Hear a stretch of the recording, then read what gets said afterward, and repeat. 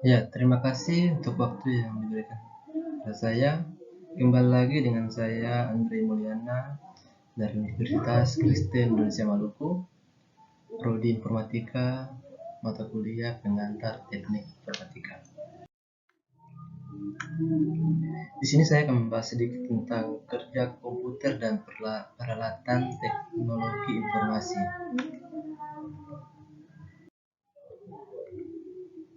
Yang pertama, kerja komputer.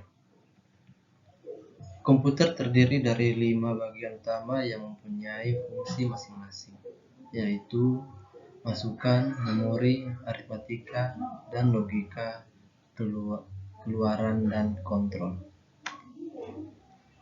Masukan dan pengeluaran. Masukan dan pengeluaran merupakan salah satu fungsi komputer yang memungkinkan komputer untuk menerima data dari luar dan juga memungkinkan komputer untuk mengeluarkan hasil kerja dari proses komputer yang telah dilakukannya. Memori. Memori merupakan urutan byte yang dinomori seperti halnya sel atau peti penyimpanan yang berderet. Masing-masing diisi dengan sepotong kecil data informasi yang biasanya berasal dari masukan atau hasil proses data. Yang berikut, aritmatika dan logika. Dalam bahasa Inggris disebut arithmetic logic unit. Adalah alat yang melakukan pelaksanaan dasar seperti pelaksanaan aritmatika, penjumlahan, pengurangan, perkalian, pembagian, pelaksanaan logis seperti halnya and, or, not, dan lain-lain. Kontrol. Kontrol ini berfungsi untuk mengontrol pembaca instruksi program komputer. Komputer sendiri bekerja dengan beberapa tahapan atau tingkatan. Artinya, jika manusia memberi perintah pada komputer, maka komputer tidak akan bekerja secara langsung, tetapi bekerja dengan beberapa kali menerjemahkan perintah.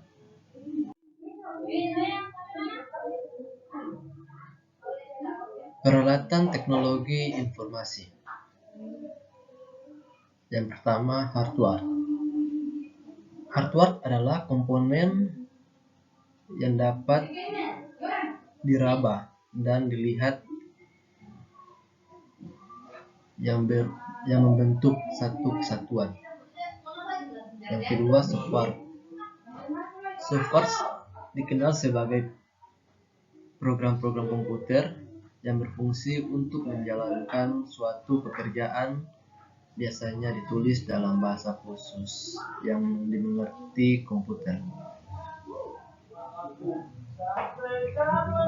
Yang terakhir, brainware. Brainware adalah orang-orang yang menggunakan atau mengoperasikan sebuah komputer. Yang berikut, jaringan komunikasi. Sebuah sistem yang mampu menghubungkan dan menggabungkan beberapa titik komunikasi menjadi satu kesatuan yang mampu berinteraksi antara satu dengan lainnya. Yang pertama, telepon. Yang kedua, faksimil. Yang ketiga, ISDN. Yang keempat, fiber optik. Yang kelima, licit line. Yang keenam, wireless. Di sini kita akan bahas yang pertama, telepon. Telepon adalah alat komunikasi dua arah yang memungkinkan dua orang atau lebih untuk bercakap-cakap tanpa terbatas jarak. Yang kedua, faksimil. Faksimil adalah alat yang mampu mengirimkan dokumen secara persis atau sama melalui jaringan telepon. Yang ketiga, ISDN. ISDN adalah jaringan komunikasi khusus yang menggunakan jaringan telepon yang tidak hanya memproses suara, tapi juga mampu menangani penyimpanan data berupa teks, gambar, video, faksimil, dan lain-lain. Yang keempat, fiber optik.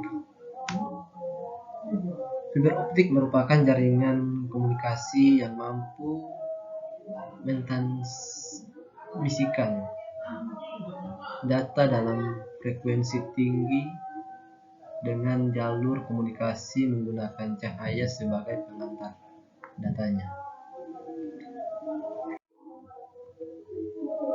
Yang berikut, Leasset Line.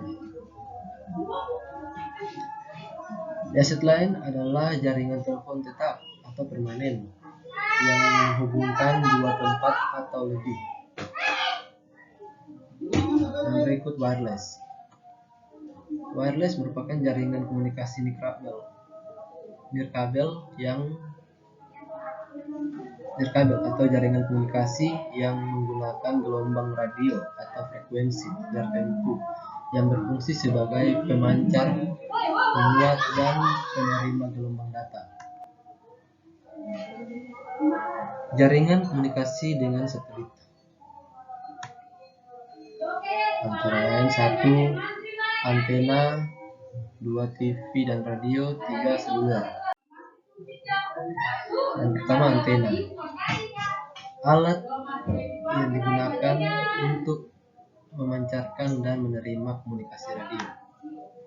Sedangkan TV dan radio adalah alat penyampalan informasi atau media massa yang menggunakan gelombang sebagai pengantar sinyal suara dan gambar.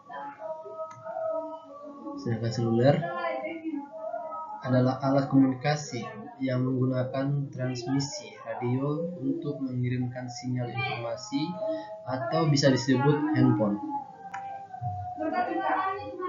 Yang berikut, networks.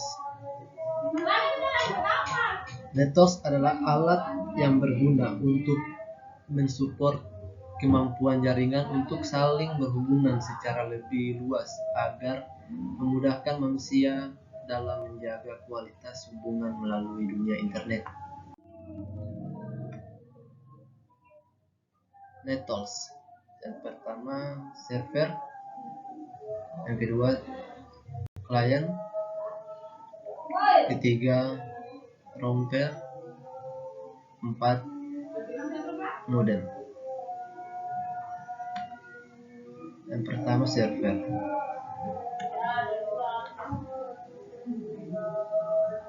Server adalah sebuah komputer yang bekerja sebagai penyimpanan data, penyimpanan software, dan penyimpanan data serta mampu mengatur jalur informasi dalam jaringan yang diaturnya. Klien. Klien adalah sebuah PC dalam sebuah jaringan komunikasi yang mempunyai kemampuan memproses data dan mampu meminta informasi kepada server. Router. Router adalah alat yang digunakan dalam jaringan yang mampu mengirimkan data kepada jaringan lainnya melalui jalur yang lebih cepat. Yang berikut, modem.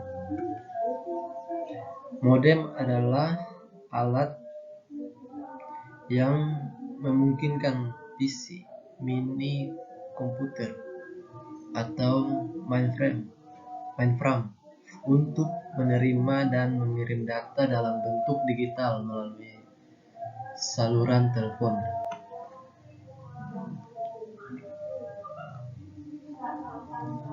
Nah, mungkin saja dari saya. Dan di sini saya memakai referensi yang pertama box.google.co.id, yang kedua sliderplayer.org /slide 20084. Sekian dan terima kasih.